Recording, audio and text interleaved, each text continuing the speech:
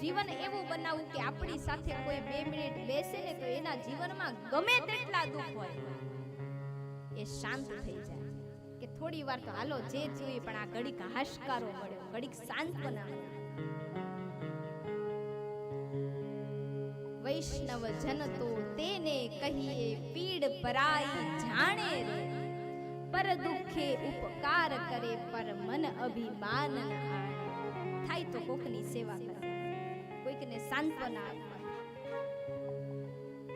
કોઈ દીકરી સાસરે હોય, પતિ ન હોય, અથવા તો દેરિયા જેઠિયા જાજા હોય, ઘરની સ્થિતિ બરાબર ન હોય, દુખિયારી હોય, ઘરના કામ કરીને ઘર ચલાવતી હોય અને માંડ એકાદ દિવસ બાપાના ઘરે મળવા આવે કે 2 દિવસ ત્યાં પોરો ખાઈ આવું બાપાના ઘરે, તો ભગવાનની દયા છે. જોજો દીકરી કોઈ દિવસ માગશે નહીં કે બાપા મારા ઘરે આમ છે તો તમે થોડોક ટેકો કરો.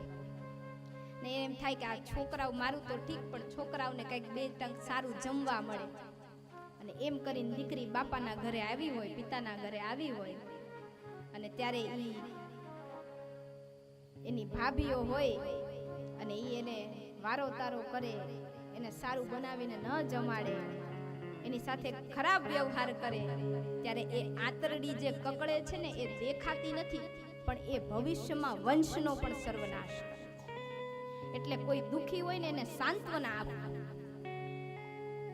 આવ બેન, બધાયને એવું દુઃખ હોય, 5 દી હવને હોય, કાલ સારા દિવસ આવશે, આમ કરીને હિંમત આપવી એટલે ઓલી આળખું ન ટૂંકાવે.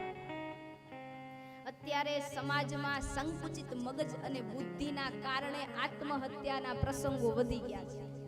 શું કામ? તો કે કોઈને હારે બેસવાનો ટાઈમ જ નથી. પછી ઓલા અંદર થોડાક દી મૂંઝાય, કકડાય, વિચારના વમળો ચાલે, પછી કે હવે કોઈ રસ્તો નથી, આના કરતા આત્મહત્યા કરવી સારી છે કે આ બધામાંથી છૂટકો થઈ જાય. જ્યારે આવી સ્થિતિ હોય ને કોઈની પાસે જઈને બેસીએ ને, અરે બાઈ તારે તો આટલું જ દુઃખ છે, આ જો ફલાણીને આવું છે તોય જો કેવી જોરમાં છે, તોય કેવી કામ કરે છે, કેવી મોજ કરે છે, કેવી ભગવાનનું નામ લે છે. તો કાંઈ નહીં, હવને 5 દી આવું હોય, અમારે પહેલા આવું હતું, એમાં કાંઈ મૂંઝાવાતું હશે? આવા 2 વાક્ય જો આપણે કહીએ ને તો એમાં અશ્વમેધ યજ્ઞથી પણ વધારે ફળ છે. કારણ કે માણસને જીવવા માટે માણસની જરૂર છે. ભલે આપણે કહીએ કે ધન સંપત્તિ, બંગલા, માલ, મિલકત, ગાડી, વાડી બધું જરૂરી છે, પણ માણસ વગર નહીં રહી શકે.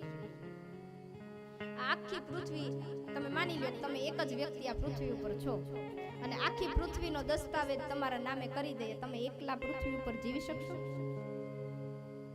ગમશે? એ પૃથ્વીની તમારા માટે કોઈ કિંમત નહીં રહે, ભલે આખી તમારા નામે હોય. શું કામ? કારણ કે માણસને માણસની જરૂર છે. સારી સાડી પહેરી હોય બેનોએ, પણ બીજી બેન હોય તો બતાડે કે જો મેં નવી સાડી પહેરી. કથામાં ભાઈઓ કરતા બહેનો વધારે હોય. શું કામ ખબર છે? ઓલી નવી સાડીઓ લઈને મૂકી હોય, પહેરવી ક્યાં? કથાના બાને તો પહેરાય. તો માણસ એવું થવું કે કોઈકની સાંત્વના, કોઈકનું આશ્વાસન, કોઈકનો હાશકારો થઈ જાય. નહીતર પછી અમુક વાર એવું થાય કે વૈષ્ણવ જન તો તેને કહીએ જે પીડ પરાઈ માણે રે. માણે રે એટલે કે એને મજા આવતી હોય કે હાશ ઓલી ઈ જ લાગણી હતી, હવે ઈ દુઃખમાં પડી, હવે જોવું છે શું કરે છે.